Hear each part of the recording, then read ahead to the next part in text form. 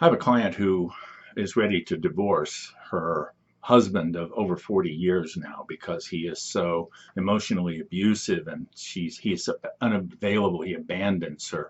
He doesn't care for her in the way that she needs. She needs a relationship in which there is love and care, and it is just so profoundly absent from this relationship that it's painful for her to even be in the house with him, though she's a dutiful wife.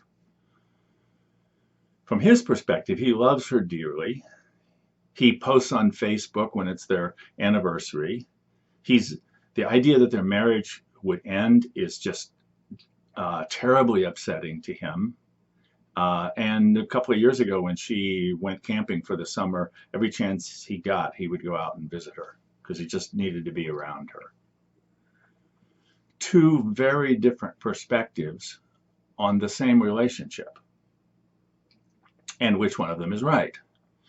And of course, the answer is they're both right, but neither one of them is able to hold the other's perspective. In fact, neither one of them, I think, actually understands the other's perspective, but there is this dissonance between their two ways of seeing the relationship.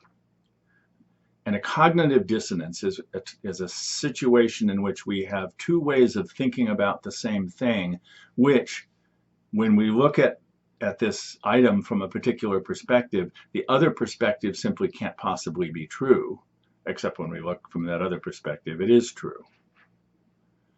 We see these kinds of, this sort of dissonance in terms of major national crises that are going on. People should be free to decide how it is they're going to care for themselves and whether or not they're going to wear a mask, because this is a free country. And because of the nature of the pandemic, if we are not all in this together, we are all going to suffer from it. So somebody who doesn't wear a mask is actually harming others. Both of those perspectives are, in fact, valid and true. And the trick is to be able to have a perspective that holds them both together.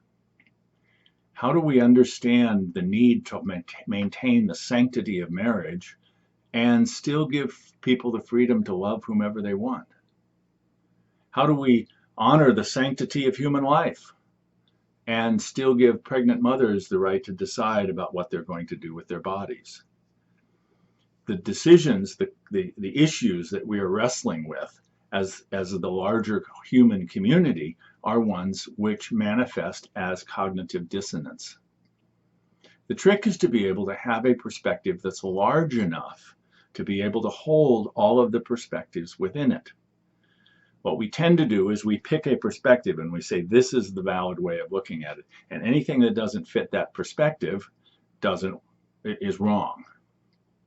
It's very hard to say that the perspective of white supremacists is a valid perspective, but from their point of view, it is a valid perspective.